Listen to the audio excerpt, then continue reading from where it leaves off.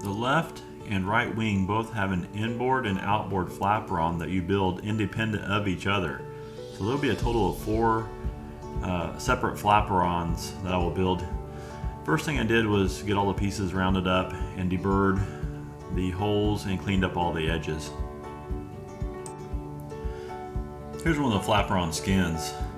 Just going to kind of show what I have here.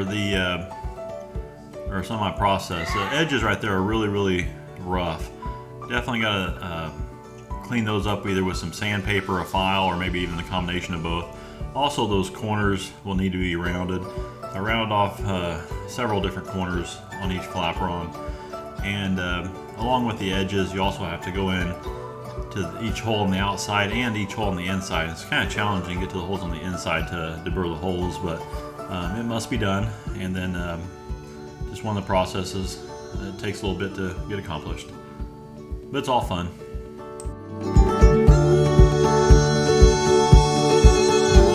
Right, here I primed most of my parts already, and I didn't prime everything.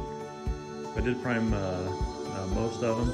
Inside the wing skins, or inside the flaperon skins, and any other places I didn't really prime, I'll hit it with some Core-Tec before riveting everything together.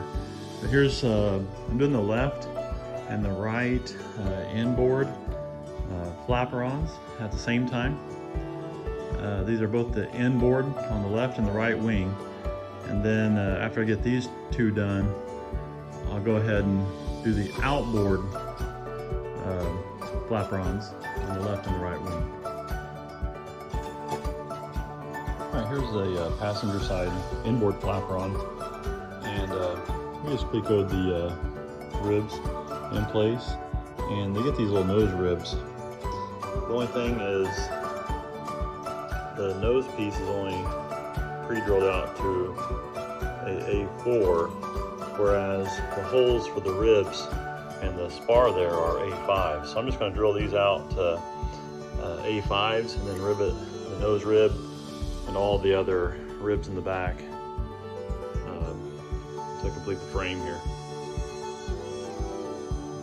It's the right flaperon. I have the ribs riveted on. Next, I'm going to flip it over and mount these little brackets. There's one on each end. First, I got to cut them to size and measure a certain distance up. These are what's going to put holes in these, and that's what's going to use to pivot the flaperons. I cut the corners off the bracket on all 4 of these and went ahead and riveted the bracket on to the frame here. Here you can kind of see how I did that.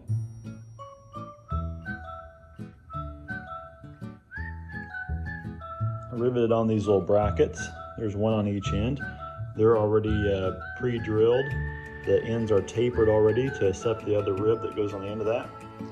And they're already final hole size, so just a matter of putting the rivets in and riveting the brackets on.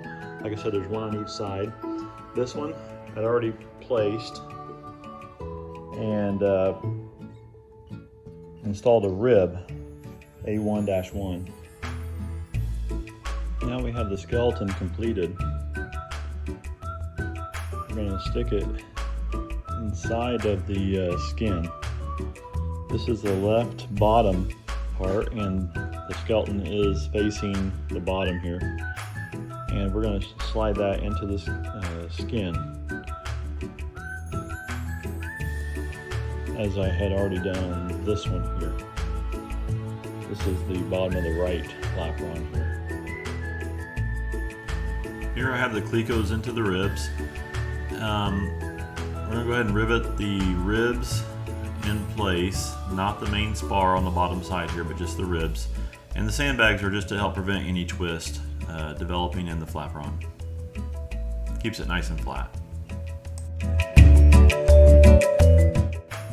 So I didn't show it, but I'd riveted the bottom side of the ribs only, and then I flipped it over, and this is the top side we're looking at now. I riveted the ribs and the spar on the top side. Next, I'm going to flip it over and rivet the bottom side to the main spar.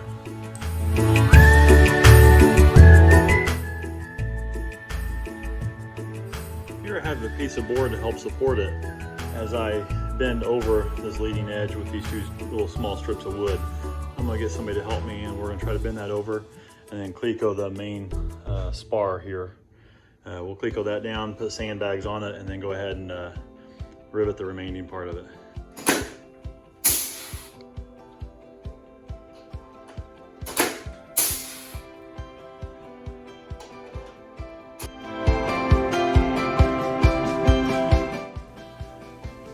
Next, you're putting the control horn on the inner part of this flaperon.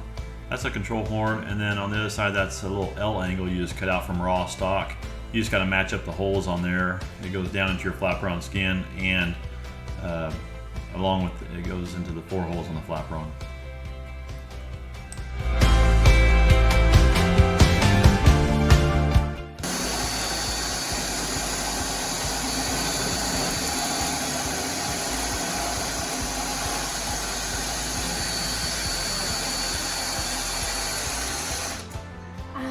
What the heck, man?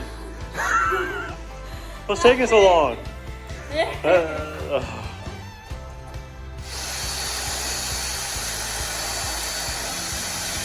Go, go, go, go, go, go, go, go, go.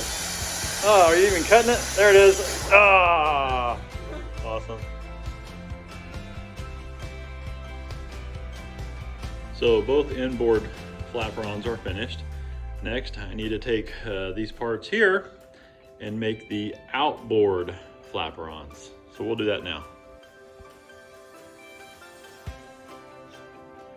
So the main spars, or the spars on the flaperon, the outer flaperons, they get these angles that go in there. They get riveted in there. Something you got to watch out for is one's for the left one and one's for the right one, and actually these are already pre-labeled. Not sure if you can see that or not, but they're labeled out which one's outboard. So this side over here is my outboard, of course, and you gotta make sure all the holes line up, and we'll do that. Put some ribs in place and start riveting everything together. All right, this is very similar to the inner flaperons. I went ahead and riveted the ribs in place.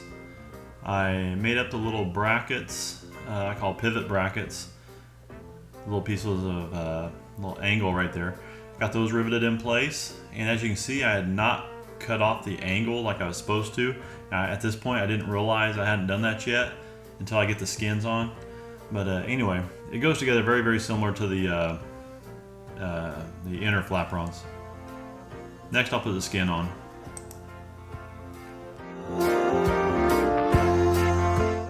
And just like the inner flaperon, I went ahead and turned this one upside down and riveted the ribs only, not the main spar. And next I'll flip it back over, rivet the main spar and ribs, and go from there.